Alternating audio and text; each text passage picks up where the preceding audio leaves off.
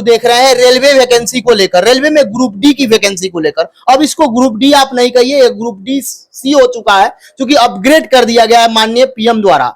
अब इसमें देखिएगा कितना भर्ती रह सकता है ग्रुप डी में, और इसमें आईटीआई का मामला लगातार चल रहा है। क्या सभी पद पर आईटीआई लागू रहेंगे या कुछ ऐसे भी पद होंगे जो 10th पास होंगे? कौन कौन ऐसे पद हैं, एक एक बिंदु पर जानेंगे। मेरे साथ सीएस सर हैं। सर, आपका स्वागत है एग्जाम्पल में। धन्यवाद अभिषेक जी।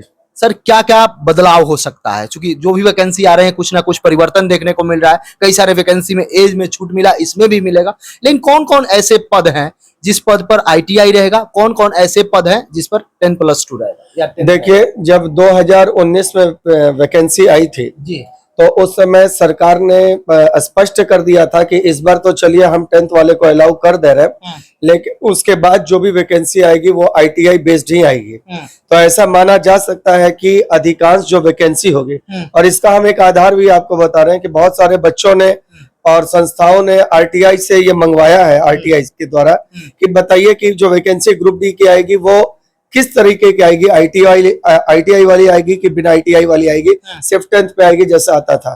तो सरकार भी इसी हिसाब से आकलन कर रही है, और विश्वसनीय सूत्रों से अभी जैसे कि बहुत सारे आपके न्यूज आ रहा है कि शायद सरकार जो भी ग्रुप डी के वैकेंसी का असेसमेंट कर रही है वो आईटीआई बेस्ड ही कर रही है।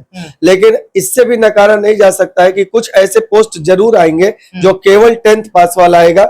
जैसे कि आपका पोर्टर वाला पोस्ट होगा, मेरे ख्याल से उसमें आईटीआई नहीं देना चाहिए। जैसे गेटमैन वाला पोस्ट होगा उसमें आईटीआई नहीं होना चाहिए। मेडिकल असिस्टेंट वाला पोस्ट तो उसमें भी आईटीआई तो नहीं होगा, हो सकता है कि उसमें मेडिकल कोई पैरामीटर्स के हिसाब से डिग्री मांगा जा सकता है। मतलब यही 3-4 पोस्ट? हाँ, यही 3-4 पोस्ट है, क्योंकि मैक्सिमम जो रेलवे का अपना पर्टिकुलर मेंटेनेंस वाला पोस्ट होता है ना, टेक्निकली अगर बात किया जाए तो अगर उसमें स्किल्ड बच्चे मिलते हैं तो काम ज्यादा परफेक्ट तरीके से और ज्यादा सुरक्षित तरीके से हो सकता है।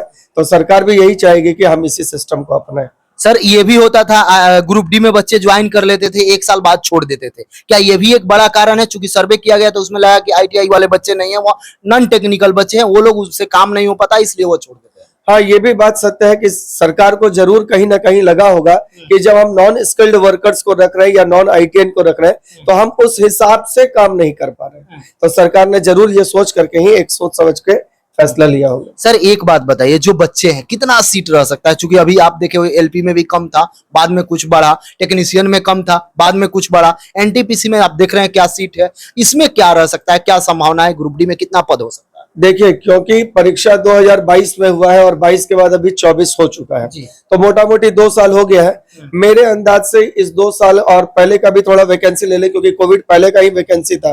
वैकेंसी तो ये 2019 की थी शायद, तो एग्जाम में इतना देर हो गया, तो अब मान करके चला जाए कि फिर भी अगर अप्रोक्स 40,000 के आसपास मेरा मानना है कि वैकेंसी रह सकता है। इसीलिए जो बच्चे आईटीआई की तैयारी, जिन बच्चों के पास आईटीआई का डिग्री है, वो लगातार अपना एलपी का एग्जाम, टेक्नीशियन का एग्जाम और इसके बाद आने वाले ग्रुप डी के एग्जाम के लिए जम करके तैयारी करें। और मेरा ऐसा मानना है कि एक बार अगर आप ढंग से सिलेबस को पढ़ लेते हैं तो आपका कंफर्म इस साल या आने वाले कुछ ही महीनों में आपका नौकरी निश्चित रूप से हो जाए। सर, ग्रुप डी वाले विद्यार्थी क्या करना चाहिए? अभी से कैसे लग जाना चाहिए? बहुत सारे ऐसे बच्चे हैं जो ग्रुप डी की ही केवल तैयारी कर रहे हैं, उनके मन में यही है कि हमको इसमें ले लेना है। एलपी वाले हैं वो भी सोचेंगे, जो छट जाएंगे, जिनको लगेगा कि नहीं हो सकेगा। आप क्या कर रहे हैं? प्रगति पथ क्या कर रहा है? क्या करना चाहिए सर? देखिए, प्रगति पथ का सिंपल सा फंडा है कि एक बार बेसिक आप अच्छे से पढ़ लीजिए, इसके बाद टेस्ट लगाइए, अच्छे क्वेश्चन का प्रैक्टिस कीजिए। जो बच्चे अभी जस्ट तैयारी करना स्टार्ट करने वाले हैं आने वाली वैकेंसी को लेकर के, तो उनके लिए मेरा बस इतना ही सलाह है कि भाई कम से कम एक बार बेसिक पढ़ लो, तो उसके बाद अधिक से अधिक क्वेश्चन प्रैक्टिस करो, है ना। बार बार छोटे छोटे कोर्स में जुड़ने से आपका समय और पैसा दोनों बर्बाद होता है। एक बार बेसिक अच्छे जगह पर जरूर पढ़ लेना चाहिए, चाहे आप ऑनलाइन पढ़ लें या ऑफलाइन पढ़ लें। सर, जो बच्चे 10th वाले भी हैं वो भी वेट करेंगे कि 2-4 पोस्ट मिल जाए, 2-4 पद जो बताए रहे हैं आप, और वो मिल गए तो वो कैसे तैयारी में अभी से लग? देखिए, जो बच्चे आपके नॉन आईटीआई वाले होंगे, यानी कि जो अभी 10th के बेस पर भरेंगे, तो देखिए मैथ, साइंस, रीजनिंग और आपका जीएस पेपर तो सबका कॉमन ही है। ठीक है, अब ये देखना है कि आईटीआई बेस्ड जब एग्जाम होगा तो उसमें सरकार जो ये रेलवे है वो आपके टेक्निकल पेपर्स को भी इंक्लूड करता है कि नहीं। तो फिलहाल आप जो पूछ रहे हैं वो तो नॉन आईटीआई वाले के लिए पूछ रहे हैं, तो उनको इसी सब्जेक्ट पर फोकस करना चाहिए। सर वो चाहे टेक्नीशियन का एग्जाम हो या आई ग्रुप डी में यदि आईटीआई का पद हो, लेकिन उनका जो अपना सब्जेक्ट होता है या अपना जो ट्रेड होता है उससे नहीं पूछा जाता है। सर ये क्यों ऐसा?